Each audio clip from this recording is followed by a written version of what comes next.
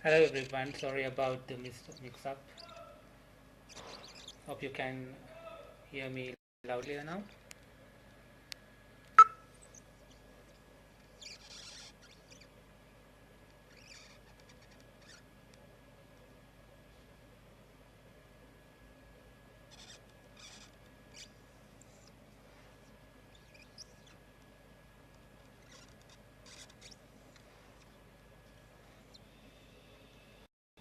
Let me start.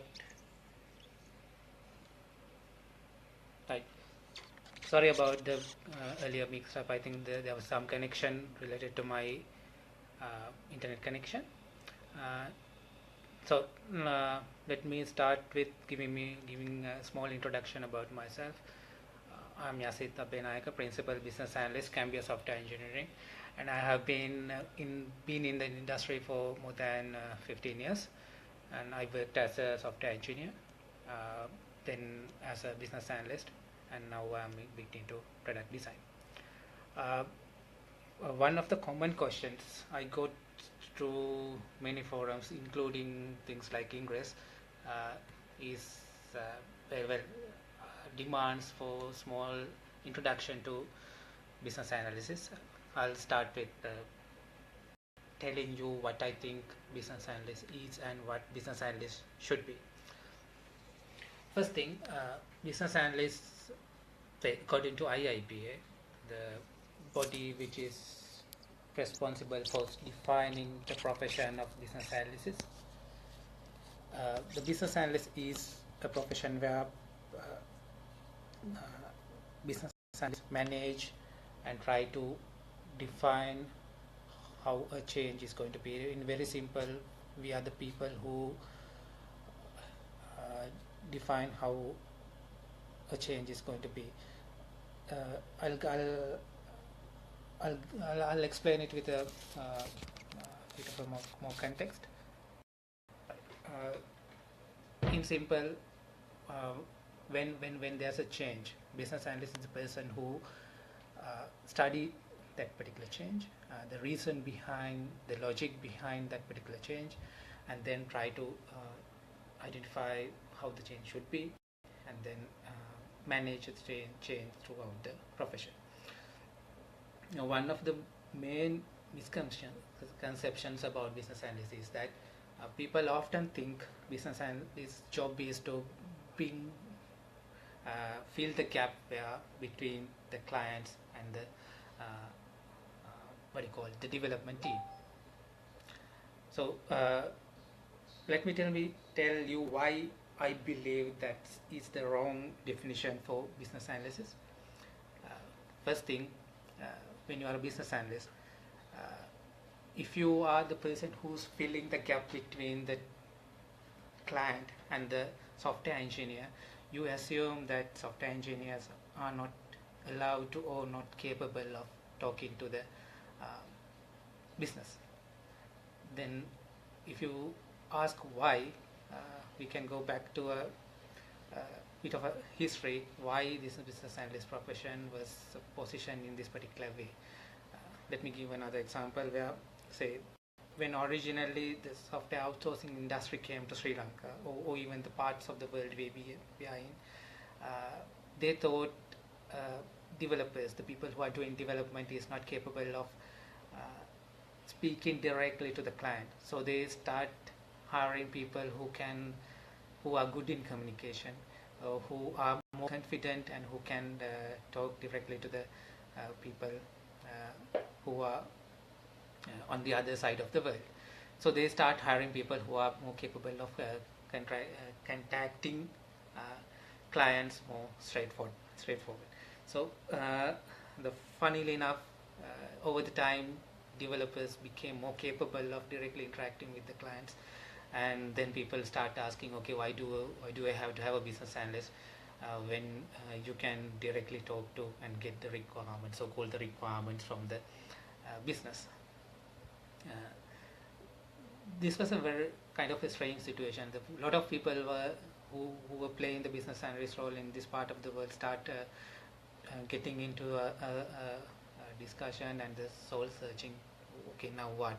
Now developers can directly speak to the people. So what kind of profession business analyst is? Unfortunately or fortunately, they have forgotten about there's a body called IIBA who have defined this profession in a slightly different way. I would rather not go into the detailed definitions of what IIBA says, but a role of a business analyst is much more than just trying to understand what client wants. So typically, if you go through the IIB definition, there's a part where you try to understand why a particular change is needed. In that part, you might talk to the business and you might look for a own inspiration. Then a part where we try to understand the requirements, not necessarily what clients or the business ask for.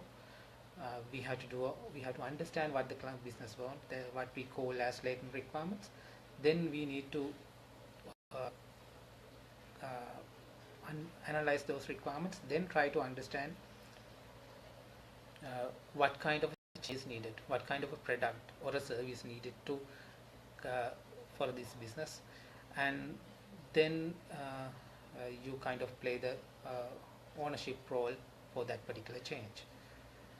On the other hand, the definition of product design, it's pretty much similar. So if you go into one of the leading software companies in the world and try to see how many business analysts there are, so you will find really hard to identify business analysts.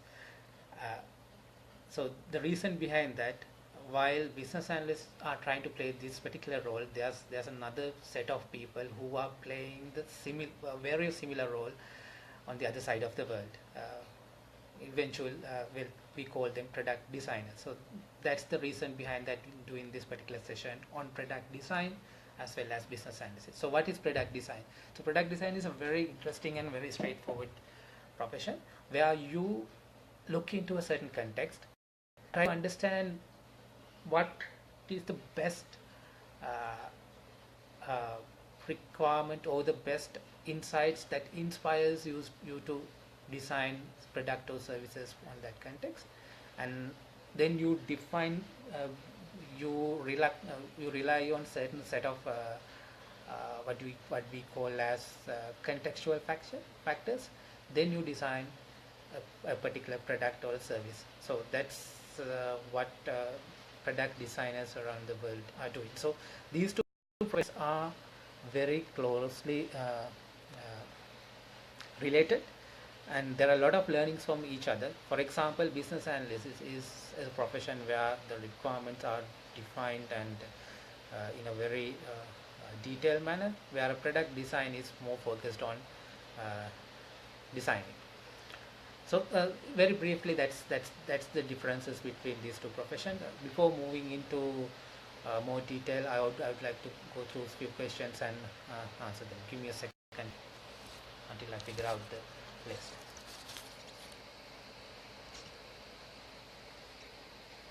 So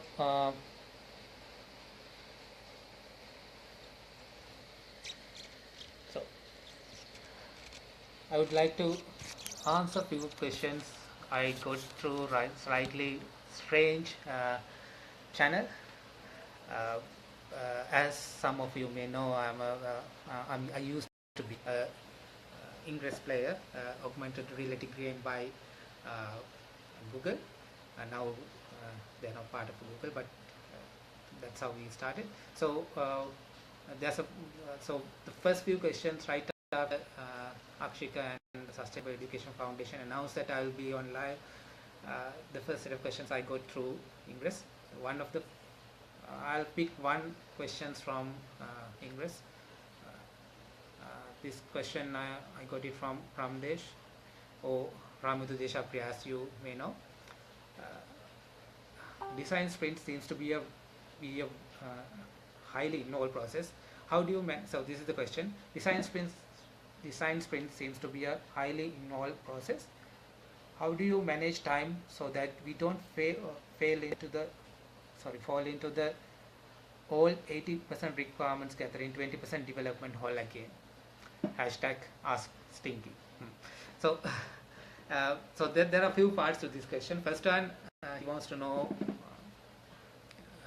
about a little bit about design sprint, and then a bit about the whole 80% requirement, 20% development whole. So I'll start with the first one.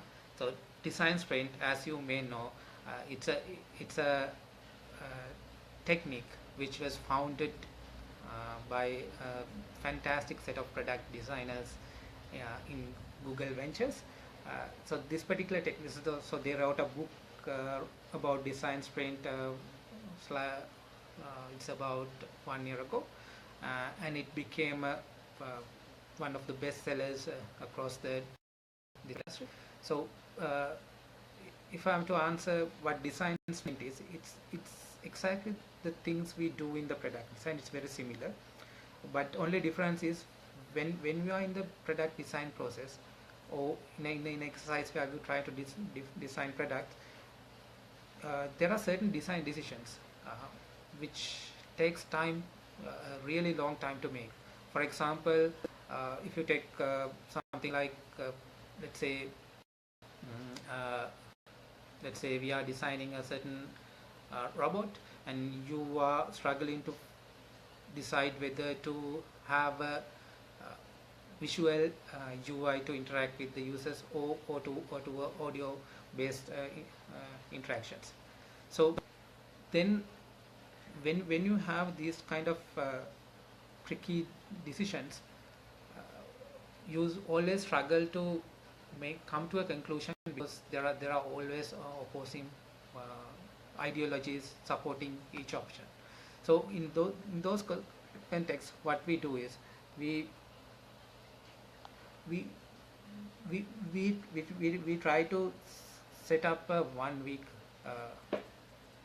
time period, and then bring in all the key decision makers into a certain space, and try to make that design decision within that time period we have defined.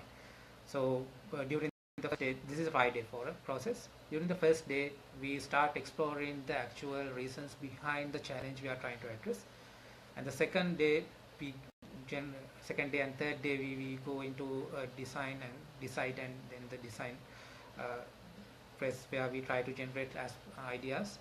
Then we prototype on the fourth day, and the fifth day we test this prototype, and based on the test results with the actual users, we try to identify what should be the design decision but on particular design sprint. So design sprint in summary, it's a way to do design in a really faster and more practical way. So going back to the second part of Ramithu's question, requirement gathering 80%, 20%, I don't know what world that is a scenario, because there's no clear evidence between separation between requirement gathering and software development in real life. Say if you are a business analyst or a person who's working on requirements, you can't keep gathering, or as we call it as eliciting requirements, and then pass it to the development. So what should happen, or what typically should happen, is it should be a iterative set of experiments. As soon as you start understanding requirements, you should start developing, and then when you learn from what you have developed using various different experiments, it can be with users, or it can be with people who would be potential clients of this particular solution. So that's what I believe in how the requirement. First of all, Ramithu, I wouldn't call requirement gathering as requirement gathering, because when you use the term requirement gathering, that's something business analysts really hate. Requirement gathering gives you the picture that requirements is on the surface and we just have to go and gather. We business analysts like to call it as requirement elicitation, where we would work with stakeholders to understand those hidden requirements, the real requirement behind the requirements, and then work on that. So hope that is a good enough answer. Let me go back to some of more questions.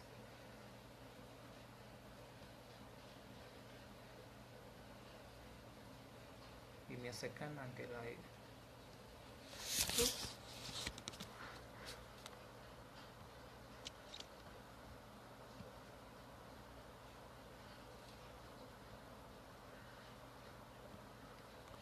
I'm trying to work out with the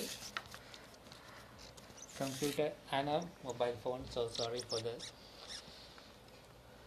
extended time to list down your questions.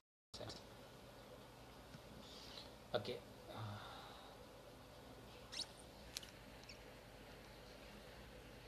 Okay, Ishar Rabandara, you wanted to know. So Ishara's question is, since there's no formal way to learn business analyst or product design in Sri Lanka, what do you expect from a fresh undergraduate if you are recruiting him or as part of your BA or design team?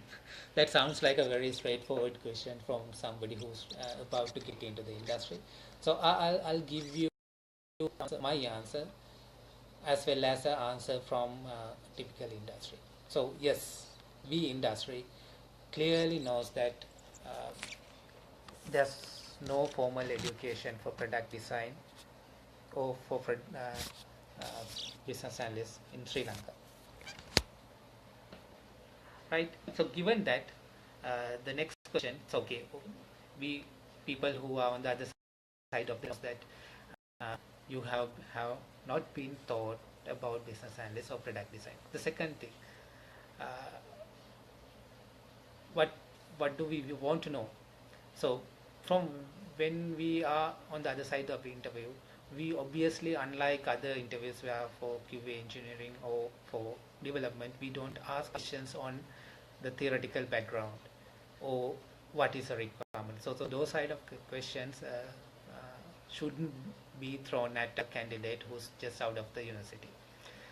So what we are looking for, so I'll give you two answers. As a recruiter, what I look for when we are hiring business analysts or product designers is the ability. Say one thing is, we check whether these individuals are trainable, because it's very important that, provided that we are going to train them, whether they can learn things faster. The second thing, so obviously this is one of my very critical success factors for any BA. So or even in any product design company, when we work on solutions, we are looking for people who can design successful technology-based products.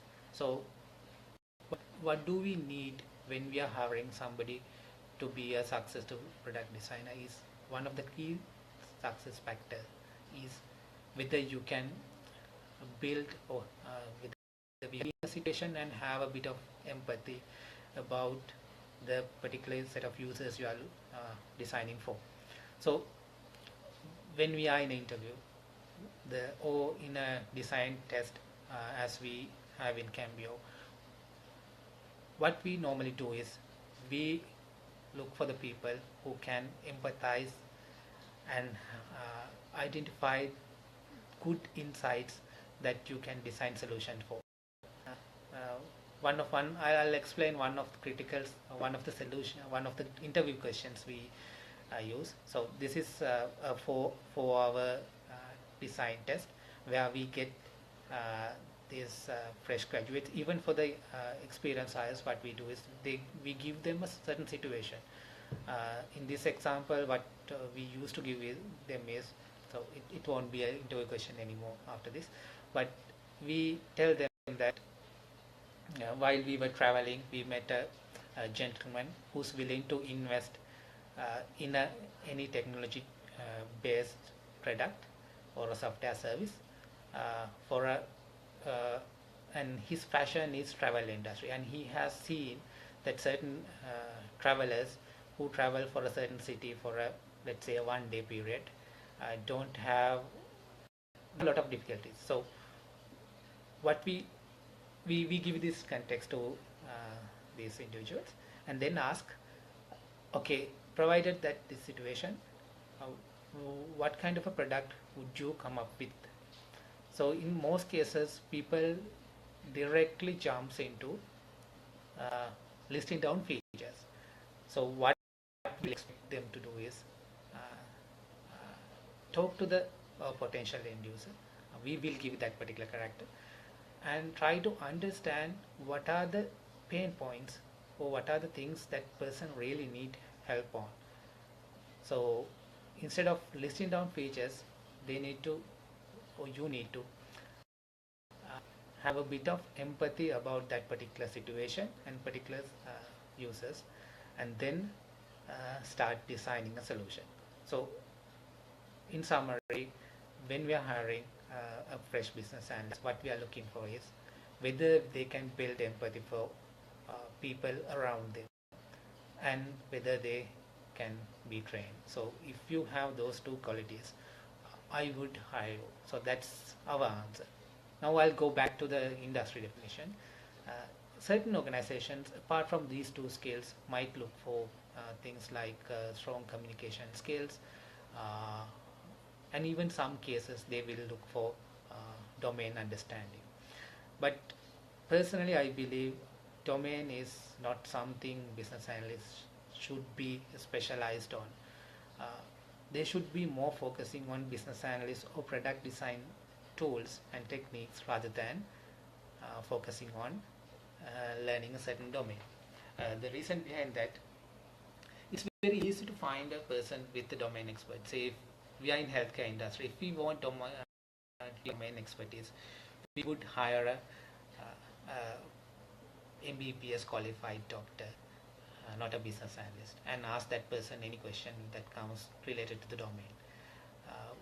But what we are really looking for is the people who can work with these stakeholders or the subject matter experts, or in our case doctors or nurses, and understand what they really want and use those business analyst tools and design fantastic products. So let me go back to another question. Sorry. Dilanta, you want to know, so when you're taking this design decision, those non-design pattern principles come to play. I mean the Junivi. Yeah. So yes, so again, Dilanta, you're asking a very important question. So in your universities, you learn something called design patterns, and there's this particular person from the industry comes and tell you, okay, we need people with design skills. So are those design patterns are relevant in what we do as product designers? So it's a very, very funny and very critical term, this design term. So similar to business analysts in a way, a lot of people try to take the ownership of this particular term design. But if you go to the internet and start searching what product design is or design is, I think the ownership belongs to us, not to people who are in software architecture or in other space. So it's very simple. What we mean by design is we understand a certain context and design a solution. So this solution may or may not you have an architectural part. So architectural design patterns is a very small section of a larger product design. So where do this product design profession comes from? It comes from traditional industrial design background. So let's say 100 years or maybe around 100 years ago, people start teaching design as a profession in universities, and there were two backgrounds. One, they came from the art side. The second one came from the engineering side. So the designers who came from the industrial engineering side and even from the art side agreed on a certain concepts that need is. So if you take design, there are very clear different tool sets. One, how would you empathize, or how would you understand the context you are designing for. Then tools to decide what the design challenge is, what should be you are designing for. The third part, you need to understand how to generate ideas to solve that particular design challenge you have. The last part is to visualize your design and make a decision, okay, this is my final product is going to be.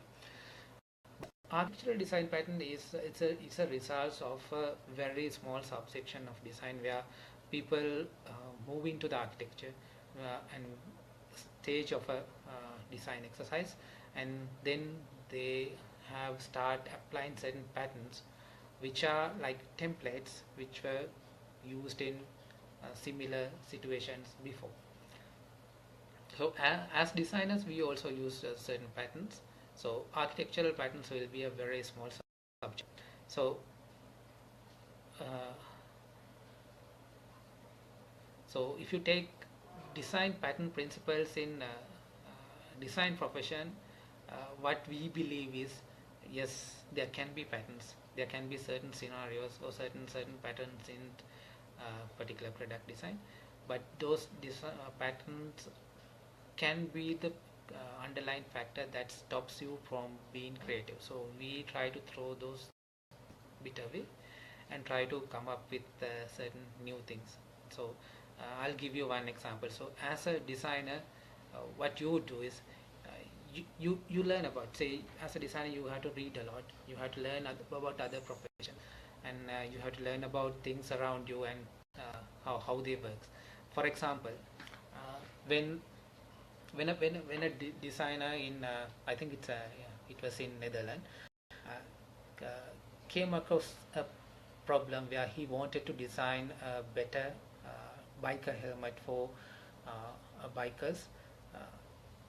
He was trying to generate ideas. In our case, he was looking for a design pattern or a design principle that would help him to design a better helmet. So what he did was he started looking at the nature to understand the scenarios where he would see people or creatures hitting their head strong on another object. So funny enough, this person came to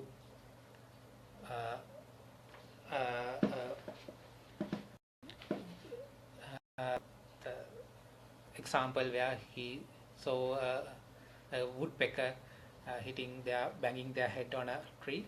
So based on that, he started designing the helmet, and he started studying the mechanics in that particular woodpecker's head, and understood that there are certain muscle structures and bone structures on the woodpecker's head that can be replicated in a biker helmet. So likewise, there are different techniques which we can apply, but what we mean by design, or what Silicon Valley mean by design, is not those architectural patterns you learned in the industry, in the university.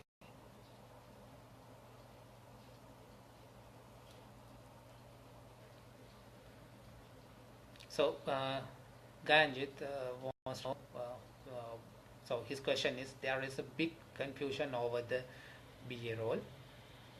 Some think BA is a communicator, or a project manager, or a marketing person, or even a documenter. Why do you think most undergraduates have misled this?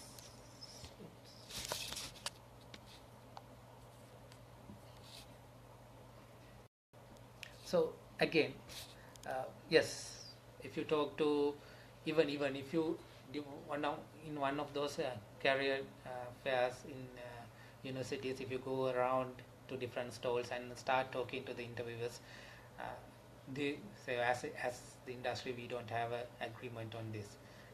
Certain people define as analyst, as I said earlier, as a person who interact between the business and the development team, and try to do the communicator part. In some context, they are the people who are documenting. In some context, they are the one who go to the clients and do that sales pitch. So I'll be very honest, I'll be very straightforward. Don't take my word. Go to IIBA website, and look for the definition. IIBA stands for International Institute of Business Analysts. That's the institute that defines the best practices and the business analysts. It has membership all across the world, and it's the only and the leading institute which focuses on defining the business analyst. So according to them, communicator, project manager, marketing person, or even documenter is not what we meant by business analysis. So if you ask why people have defined, say, let's assume you are a software company and you want somebody to document things. Now they can't go to the industry and ask people to join their company as a documenter. So they look for a definition. Okay, which is the closest definition for this particular role, and they think business analyst is. So my advice to as a person who's looking for a job, or person who's looking to change or try to find the meaning of product design, the best thing is to do go to the IIBA website and look for the definition. I'll give a very summarized version. So business analyst is not a person who's doing the communicator or the project management or the marketing or documenter role. They are the people who would understand the context behind certain situations. Say for example, businesses or even human beings, we fall into various different situations. Sometimes have problems, and in certain cases we want to improve ourselves. So in those situations, business analysts would step in and try to understand the actual need behind this particular change. So the business analyst's first job is to understand the real need behind a particular change. It's very similar to what product design says. They also want to understand the context. Then business analysts would try to define that context in the form of requirements. There are 4 categories of requirements. We try to define the business requirements. Then we talk to various different stakeholders and try to define stakeholder requirements. So this stakeholder communication is not a communicator role. You don't go to stakeholders and ask what are the things you need. That's a really bad way of doing business analysis. So if you are a business analyst, what you have to do is you have to kind of a way to study or kind of way to work with these stakeholders to understand what they actually need. In design profession, we call this empathize. So when you build the empathy towards the stakeholders you are working with, you don't have to ask them what they want.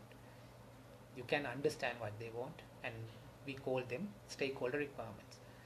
Then the third category, when we have business and stakeholder requirements, we try to form what we call as solution requirements. That includes functional requirements as well as non-functional requirements. So these 2 set of requirements defines a boundary of what kind of solution you can give to this particular situation.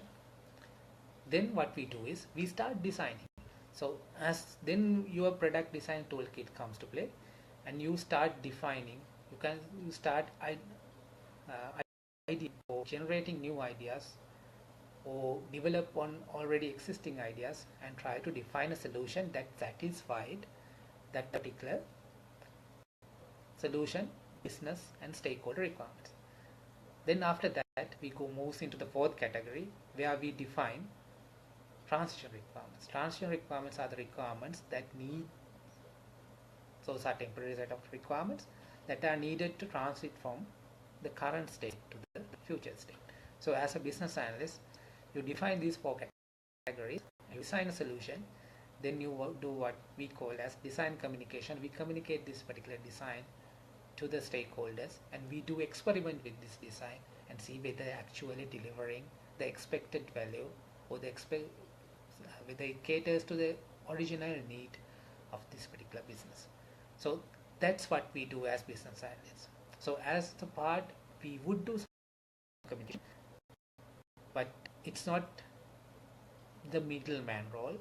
It's where you will be part of the team, and you would be one dimension where you would try to understand the business, stakeholders, and on the other hand you would be trying to explain the design.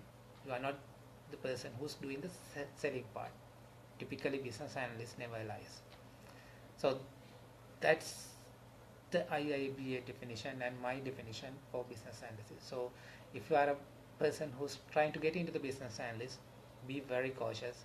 Don't fall into a communicator bucket. Don't fall into a documenter bucket, because you have a very entertaining, very fun job to do, and try to get into that profession. Let me move to the next question.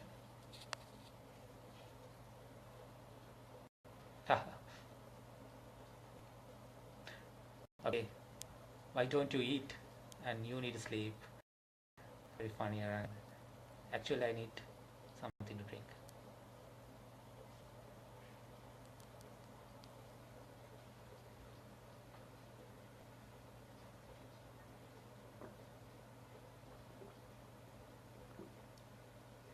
Just another question. Yashoda, you want to know? Hi Yasith. My question is, you empathize on building empathy towards the client. What if they refrain from expressing their emotions? So again, as a business analyst or even a product designer, there are two parties on the other side of the table. One, the client, the person who's spending money. The second one, the actual user who would use that particular product or the service you are going to design. So yes, in certain cases, yes, clients are very reluctant to talk to you. They don't want to talk to you. They would give you a problem, in most cases a solution, and ask you to go away and start coming back after a certain period with a document or a set of designs to address. So my advice in those cases are, okay, we are not trying to convince the client or the person who's spending money that first of all, not all clients are in that state. Certain clients are really empathetic towards the end users or the service, their customers. They are going to offer this particular service. But if your client is blocking you from building empathy, the thing you can do is you can understand the set of stakeholders the end users who are going to use. In certain cases, let's take an example of let's assume you are designing a solution is to define a product for a hospital, and your client would be the health ministry who will be spending money. Then now the health ministry says, okay, these are my requirements, and go and build a solution around this. So in those cases, what you can do is, you can instead of taking that arrogant tone from the client, you can say you know that this product is going to be used by people who would use the hospital. So then in that case, what you can do is, you can either you can go to their hospital and be a silent observer and try to see, okay, what are the pain points this particular hospital users, doctors, nurses go on daily basis. And try to have a bit of empathy about that particular scenario. Second one, let's assume you are not allowed in that particular hospital as well. Try to understand a similar context that's very different from maybe it can be different. For example, if it is let's say a reception area of a hospital, and let's say you can't access to a hospital, then in that case you can go to a different context. What are the similar things? What does have similar dynamics to a hospital in a different situation? It can be, let's say, a hotel or a bus stand where there are a lot of large queues. In that case, you can start studying human dynamics in that case and start building empathy. Then the next question, I know there's a hidden part to this question. When you have build the empathy towards end users, and when you design a solution and when you go back to the client, they might say, okay, we don't want to serve this particular set of stakeholders. You design a solution that suits me rather than my end users.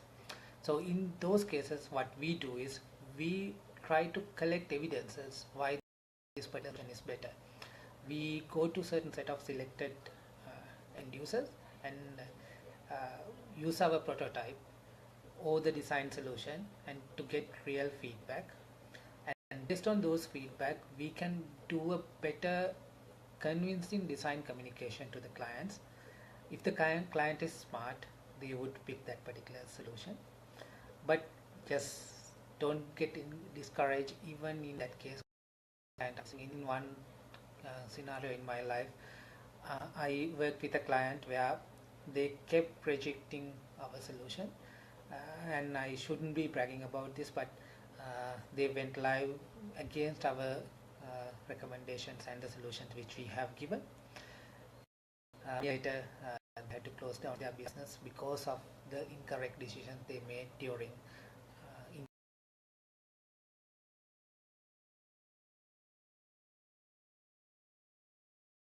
incorrect path they when you don't listen to you. But in most scenarios, clients are smart, it's their business. So when you show enough evidences that why your empathetic solution is really going to work, they will listen. Okay, the next question is from Tarindo. He wants to know, hi Yasith, when you are pursuing your career as a BA, are there any recommended qualifications you need to acquire in local or international context? So yes, it's there are a couple. One, you want to know what your profession is all about.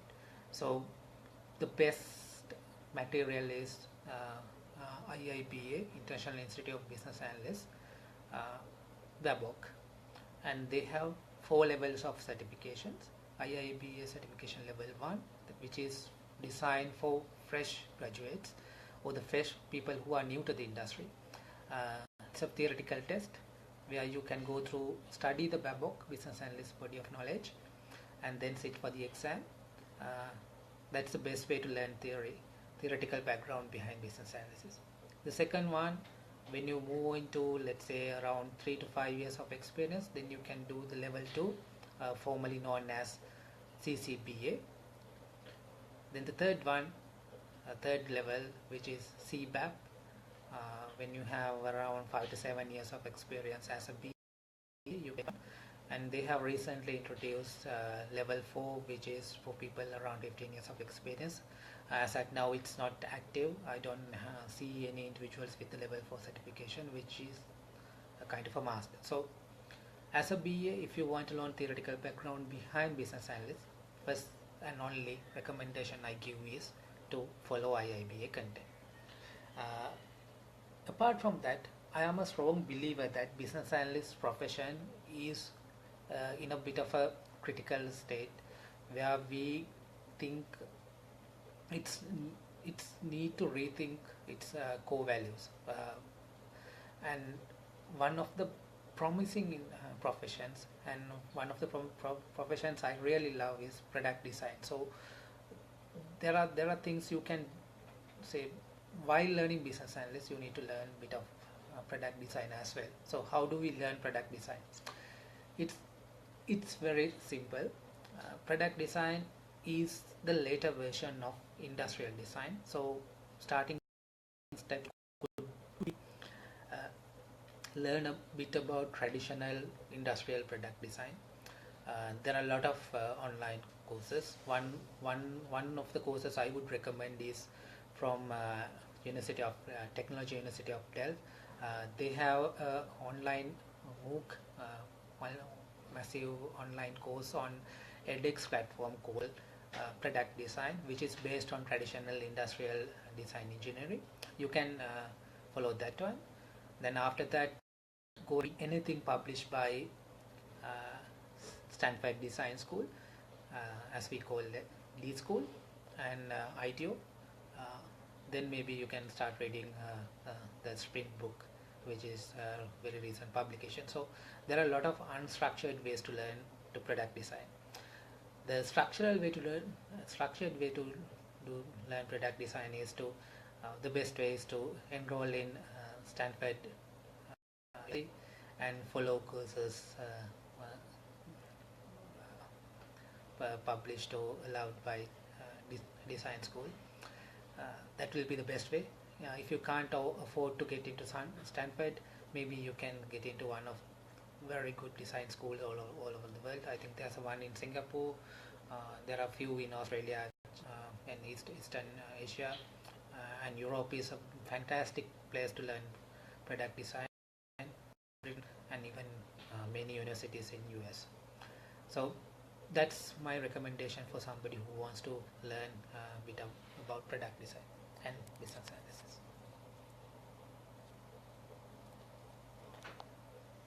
Okay, Minura has raised a question. Hi Yasith, you have stated that product design and BA, which are two approaches that can theoretically coexist. What is the reason behind this? And although path and steps tools appears to be significantly different. So I think some time back I made a statement in a few public forums saying that product design and business analysis, even though those are two opposing approaches to solving problem, can coexist. So Minura wants to know the logic behind that. I'm actually working on a theoretical model to show this particular representation, but today I'll give my summarized version of that particular context. So product designer, what do? They go to a certain context, look for a inspiration, what we call as building empathy, then try to decide what I should be designing for. On that step, they are heavily dependent on the context requirements. They want to know, other than my particular inspiration, okay, what I got from observing users in real life context, are there any other factors that I should use as the frame or the context for my particular design exercise? Let's take example. You go to a bank, you wait in the queue, and you observe what happens in the bank, and you realize, okay, there are a lot of people who comes to the bank who are scared of technology and who don't want to use the ATM machine or the online services they have provided, and they come to small services and to get all small services from the counters. So that's your inspiration. Now you want to help these people. But can I build any solution based on that particular inspiration? No, there can be a lot of context factors. So then business can come into the picture. Throughout their life, they have been really good at what you call defining requirements. So business analysts come and work with the product designer to help them to design that particular context, which include business requirements, stakeholder requirements, solution requirements. So business analysts can be assisted or the assisting role for a product designer to define this particular context. So that's the best way to business analysts and product designers to coexist. Even if you go through business analysts body of knowledge, they haven't really defined any techniques to design. So they indirectly admit that business analysts are good at defining requirements, even solution requirements, then managing the change, not at designing. So that's how business analysts and product designers can coexist. But this is something I'm currently working on, and we will be able to talk or read about this particular model very soon. Let me go to the next question.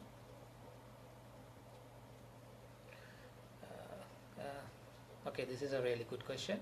Google and Facebook don't have business analysts, but they have product designers. I have never seen a local company looking for product designers. Why is that? So that's a very important question, and that's a question we also need to ask our bosses and the people who are leading the industry.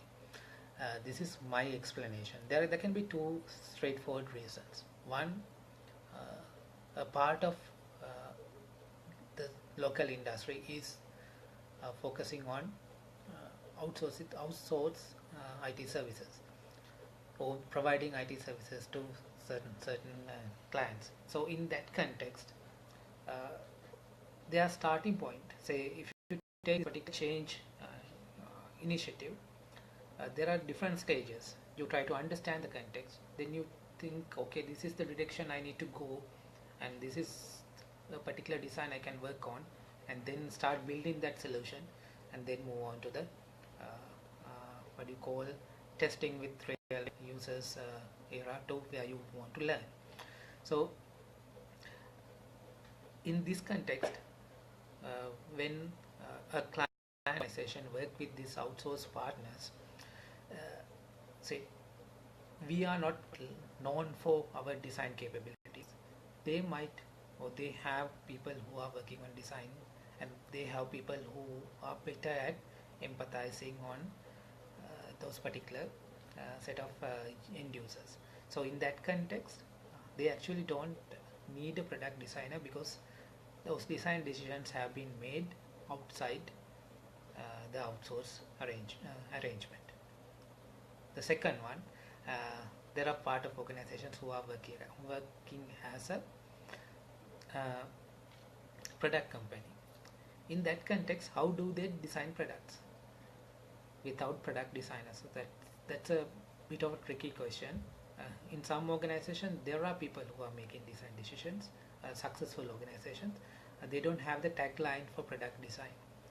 In other contexts, there are some organizations who are not intentionally doing this, but they kind of overlook the part of product development. They don't design solutions, they go straightforward, so they directly run with the best idea they have, rather than just relying on the best product design. So for example, when you are get involved with a product designer, what they do is they try to generate multiple ideas instead of running with the best idea or the first idea they get. So multiple iteration, you need a product designer. But in most of the context, they run with their first idea, they fall into trouble, then they learn, and they have a larger learning cycle. So part of the organizations in Sri Lanka move in that way. The rest of the organizations, they have product designers under different title. So if I answer why organizations are not advertising for product designer job role, it's there can be another contributing factor, because we don't have good design schools, and if they advertise for a product design, I don't think a lot of candidates will come forward. But there are another set of people who have been exposed to this context, are talking about having this particular job role involved in our product organizations in this part of the world. So it's a learning curve. So even Google, Facebook might have, I'm not sure about the history, but they might have learned that they need product designers at some point of their business. So similarly, Sri Lanka is also learning, and very soon I think a lot of organizations will start hiring product designers locally or internationally, and then we will have a different picture.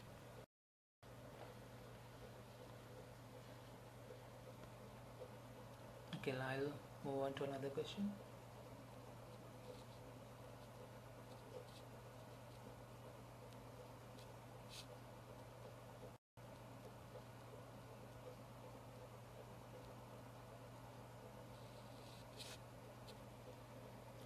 Okay, the next question is, hi Yasith, my question is, assume I have an idea and I want, what is the best way to approach the market? And also, okay, and he wants to know about fake it before make it. So So the question is, when you have an idea, uh, what is the best way to go to the market? And the second part is whether I believe on fake it before make it. So first one, say as an entrepreneur or as a person who's working for organization, when you have an idea, uh, what should you do? The best advice I can give you for somebody who's working with an idea is to first take one step back and see what is the problem you are trying to solve. So instead of running with the idea you got, take one step back, start thinking, okay, what is the problem I'm trying to solve, and try to do a reverse engineering onto your empathy, or the reason behind your empathy. Then you would understand, okay, this is a problem, I actually need a solution. Then take your best idea and put it aside and start applying a lot of new idea generation techniques. And there's a particular technique called Scamper, which you can use to build upon the already existing idea and try to come up with few ideas instead of running with the one best idea. Then start making design decisions based on these particular ideas. You can combine those ideas, or you can start eliminating those ideas based on other requirements or other business factors you might consider. Then you have, let's say, around 3-4 ideas. Start prototyping and try to see which idea works best with your end users. For that, you can invite some of the sample end users and use a high fidelity prototype and start understanding how the users would react to each different idea. Then you can start thinking as, okay, this point I can move ahead to the market. To talk about fake it before make it concept, it was huge some time back, but personally I'm not a huge fan of that concept. The logic behind that is the market is right now is very smart, so the amount you can fake, say fake it before make it, actually stands for when you have a certain idea, instead of building the entire operation, you can fake that you have a business. For example, if it is an online product, you can build the website, you can build the front end of the business and try to see whether there's actual demand for your product, and then start building the product. But since the start of Kickstart and other platforms, right now people actually before investing or before making an emotional bond with the product, actually want to see the product in action. In that context, you have to have your product at least in a very high fidelity prototype level, so that people can see and make a connection to a product to make an actual buying decision. So then, say, people are asking now to understand whether the product is fake, or this is just a front end to generate stats for make decision making. So my advice is, if you are using fake it before make it approach, you can fake certain part of the business. For example, your core product is something you should never fake, but you can fake your backend operation and your supply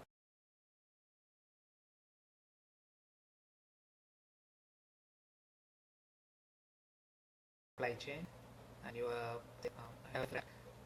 try to make sure that you have so the product into a tangible level.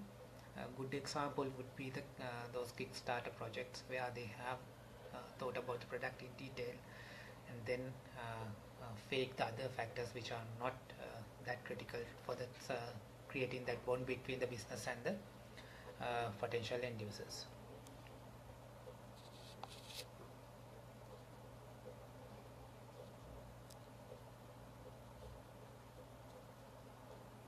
Okay, I'll move on to the next question. Do UX UI comes under the product design title, or are there few titles come under the umbrella term of product designer? This is a very controversial question. A lot of UX and UI engineers call themselves product designers. So I don't want to be controversial in this context. What I would recommend you to is go and read what are the things they teach or they talk under UX and UI, engineering or design, and see whether it's in line with what product design says. For example, if UX and UI engineers or the profession says it is about understanding a certain context, decide what you have to design for, generate ideas, visualize or prototype, then test with end users. If they do those things, then it would be a design exercise, then it could become a product design. Other than that, if they are doing something else, that wouldn't be a product design, isn't it? The next question is, in 5 years' time, where would be the Sri Lankan product design and designers will stand as a career, as a subject? Okay, yes, it's a very good question. Where would be the product designers? So first of all, I'm not a person who can predict future, but this is my opinion. First thing I would see is business analysts, the traditional business analysts who have been playing that communicator or the sales job role will start to disappear. Then there will be people who are actually building, understanding context and who would designing solutions. So in order to Sri Lankan software and non-software industry to thrive or survive, they would have a person who would understand the context and designing solutions. So would they be called business analysts? Oh, sorry, product designers? Nobody knows. But if we want to have structured product design or the product design as a profession in Sri Lanka, there need to be some educational institute or educational background that start producing product designers. It can be our university structure, it can be a design school, or it can be people who are, there are a lot of people, a lot of Sri Lankans who are outside Sri Lanka learning product design right now as we speak. So when they start coming back to Sri Lanka, we will see this job role appear more and more in different organizations. My belief, if it is a software company, if it is a product company, you have to have product designers to survive. It's a market dynamics that has to be catch up sooner or later.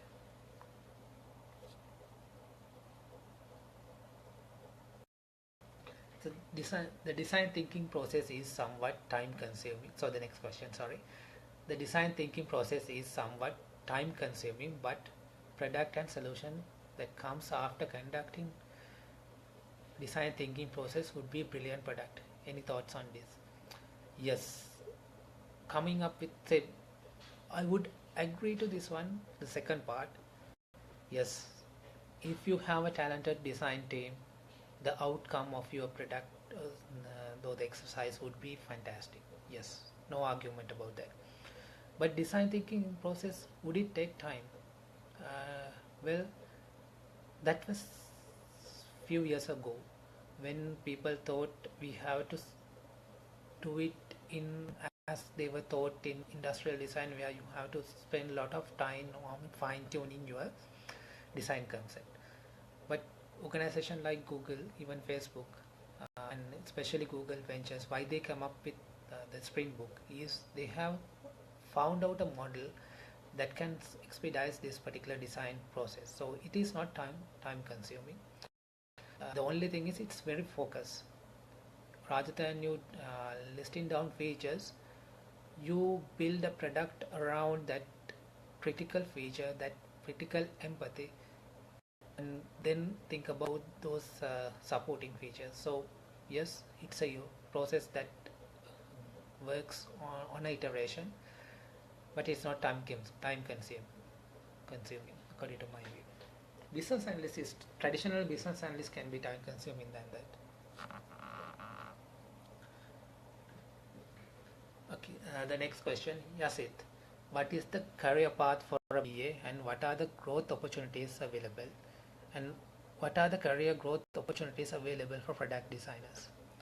So first of all, there are a lot of people think business analyst is a temporary job role where they can step up to something like maybe business project management or some other profession after they reach a certain level in this profession. But it's very straightforward. If you go to IIBA website, they have something called IIBA career model.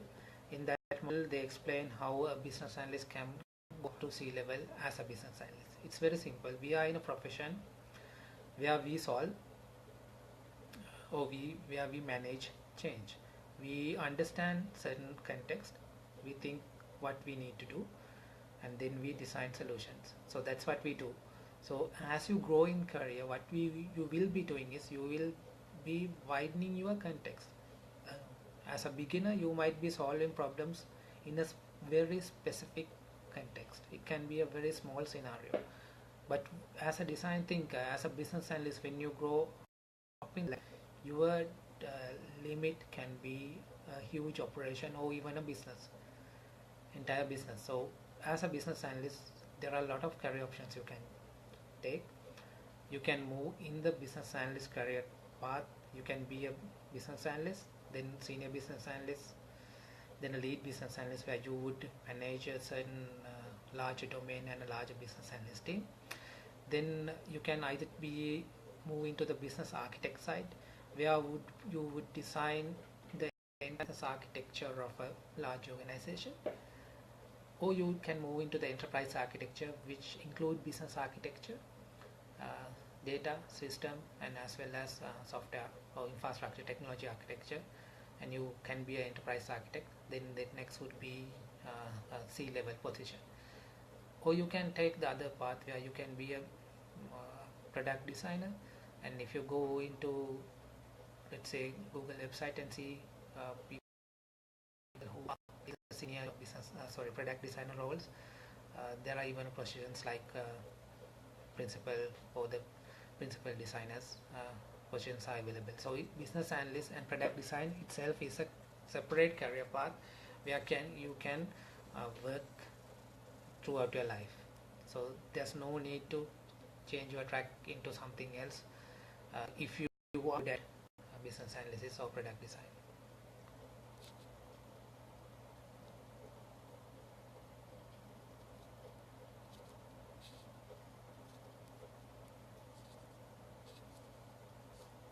Okay, right now I think those are the questions I can see. So to summarize, if you have any other questions, I will be happy to take a few questions before we stop.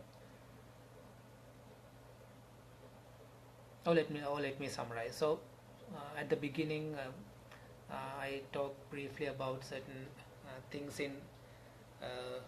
dynamics in our profession. So, but to summarize, I'll say it again. So right now there are two opposing professions which I'm passionate about. Not opposing, parallel professions. One, business analysis. Business analysis is a profession where we. I have a question. Let's answer that. Hi Yasith, according to your experience, what type of attitude and mindset an individual should have to be a good product designer? So, in order to be a good product designer, you should be able to have empathy about your stakeholders. See, anybody can use those fantastic idea generation techniques and design products, but if your empathy, if you get to understand the context part wrong, you'd be designing a good product for non-existing problem. So as a product designer, one of the key things you need to have is you should be empathetic about the world around you. So if you can learn the art of to be build this understand the context and then learn the techniques related in product design, you can be you can turn into a good product designer. People think in order to be a product designer you have to be creative, and some people believe they are not creative. So that's a huge myth. If you have time, you search go and search creative confidence. There's a nice TED talk given by David Kelly. David Kelly is the founder of design school as well as IDEO, the world's two most promising design institute.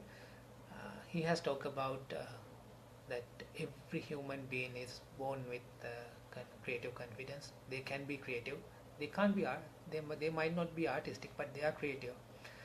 But unfortunately, due to some incident or some educational system or some contextual factors, they have shut down their creative side. So as a designer, we can discover our creative side. So creativity is not a problem, but empathy is. So not everybody can build them. We empathize about the world around them. Designers do. So going back to my summary, yes, in order to be a good product designer or a business analyst, so business analyst is a profession. Sorry. Okay. One more question. What type of experience a BA need to have before if she or he become a senior level business analyst? So again,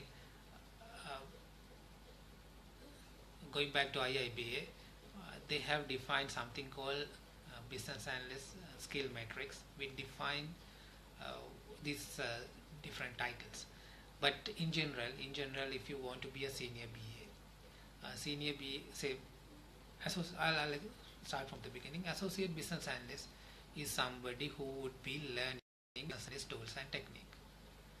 Business analyst is someone who can apply those tools and techniques with certain confidence. Senior business analyst is someone who has mastered all these techniques.